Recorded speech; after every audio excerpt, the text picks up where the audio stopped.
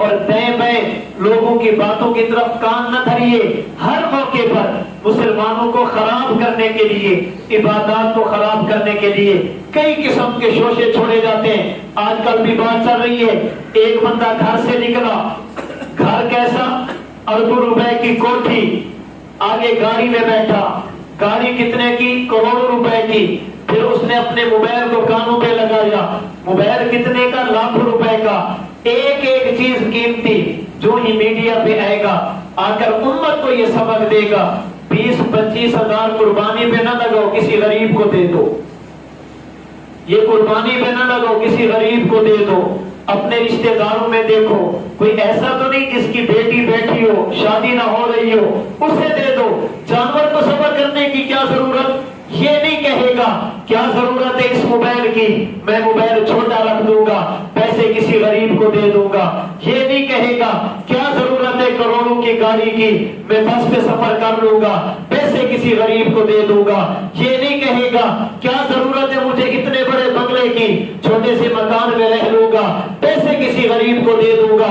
اپنا مکان بھی اچھا، اپنی گاڑی بھی اچھی، اپنا موبائل بھی اچھا، اربوں روپے کی پراپرٹی، اس کی فکر نہیں ہے۔ اگر فکر ہے تو مسلمانوں کی قربانی کو خراب کرنے کی فکر ہے۔ جناب رسول اللہ صلی اللہ علیہ وسلم نے فرمایا جب قربانی کے دن آتے ہیں، ان دنوں میں تم جتنی بھی عبادتیں کرتے ہو، اللہ کو سب سے محبوب عمل یہ ہے کہ جانور کی گردن پر چھری چلا دو۔ اس سے زیادہ محبوب عمل کوئی نہیں۔ آپ صدقہ کیجئے، تمہیں کس نے روکا؟ خیرات کیجئے، آپ کو کس نے منع کیا؟ لیکن عبادت کا مقابلہ عبادت سے نہ کیجئے، عبادت کا مقابلہ عبادت سے نہ کیجئے۔ آپ دنیا کی بات کیجئے، اتنی بڑی گاڑی کی ضرورت نہیں، غریبوں کا خیال کرو، ایسی باتیں نہیں کریں گے۔ جب بھی کریں گے اسلامی تعلیمات پہ عمل کرنے کے لیے امت کو خراب کرنے کی کوشش کریں گے۔ کبھی کہتے ہیں یہ جی ظلم ہے، جانور کی گردن پہ چھری چلانا یہ ظلم ہے۔ یہ ظلم صرف 3 دنوں میں ہے، پورے سال میں نہیں ہوتا۔ ہمارے حضرت دامت برکاتہ اللہ بڑی بڑی بات فرماتے ہیں، فرماتے ہیں یہ ظلم تو تب ہو، جانور کو تکلیف تو تب ہو جب ہم کسی غیر کے نام پہ ذبح کریں۔ ہم اسے اللہ کے نام پر ذبح کر رہے ہیں، اور حدیث مبارک کے مطابق جسے اللہ کے نام پر ذبح کیا جائے اسے اتنی تکلیف بھی نہیں ہوتی جتنی چونٹی کے کاٹنے پہ تکلیف ہوتی ہے۔ فرمایا جب ایک مجاہد میدان میں جاتا ہے، اسے گولی لگتی ہے، تلوار لگتی ہے، شہید کو بوقت شہادت اتنی تکلیف کا احساس بھی نہیں ہوتا جتنا چیونٹی کے کاٹنے کی تکلیف کا احساس ہوتا ہے۔ کیوں؟ یہ غیر کے نام پہ نہیں کٹا، اللہ کے نام پہ کٹا ہے۔ اس لیے صحابہ کرام سے لے کر اپنے موجودہ دور کے اکابرین اسلاف امت کو دیکھیے، جب بھی کسی کو راہ خدا میں کاٹا گیا اس نے بندے کو چوم کر اپنے گلے میں ڈالا ہے۔ کیوں؟ وہ غیر کے نام پہ نہیں، اللہ کے نام پہ کٹنے کے لیے گئے تھے۔ تو یہ جانور بھی اللہ کے نام پہ کاٹتے ہیں، کسی غیر کے نام پہ تو نہیں کاٹتے۔ تو اس موقع پر شریعت کے احکام پر عمل کرنے کی کوشش کیجیے۔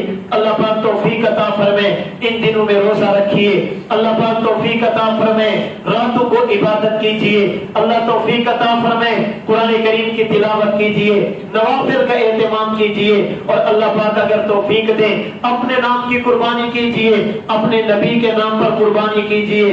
جس طرح اپنی قربانی کرنا جائز، کسی فوت شدہ کے اصال ثواب کے لیے قربانی کرنا بھی جائز ہے۔ امام ابن عابدین شامی رحمہ اللہ نے فتاوی ابن عابدین میں لکھا، فرماتے اگر کسی مسلمان کو اللہ مال عطا فرمائے اسے چاہیے اپنی قربانی بھی کرے، اپنے نبی کے نام پر بھی قربانی کرے۔ کیوں؟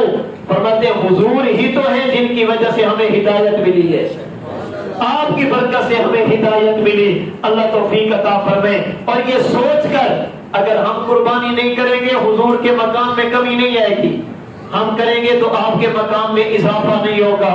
ہاں اللہ کی ذات سے یہ امید ضرور ہے اگر حضور کے نام پہ قربانی کریں گے اللہ ان کی برکت سے ہماری قربانی کو بھی قبول فرما لیں گے۔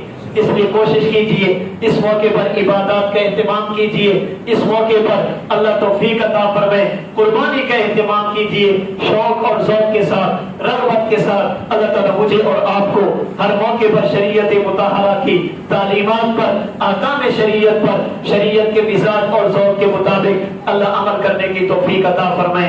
وآخر دعوانا ان الحمد للہ رب العالمین۔